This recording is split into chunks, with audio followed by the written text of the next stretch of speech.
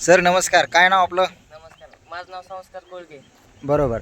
तर बघा, डे 1 पासून ते आज घाटपर्यंत, घाट ट्रेनिंगपर्यंतचा प्रवास होता. म्हणजे तो कसा असेल तुमचा, काय होता एक्सपिरियन्स? काय नाही सर, एकदम परफेक्ट शिकवलं.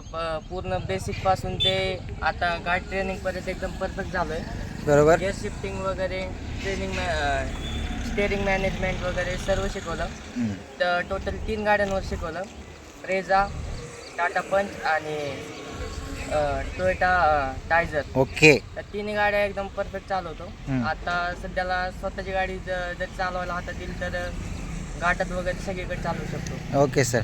पहिल्या दिवशी तुम्ही आमच्याकडे जेव्हा बेसिकला आले, बेसिकच्या नंतर जे तुम्हाला गाडी सेकंड डेला चालवायला दिली, हा. पहिल्या दिवशी तुम्हाला काय म्हणजे येत होतं सर, गाडीबद्दल माहिती होती?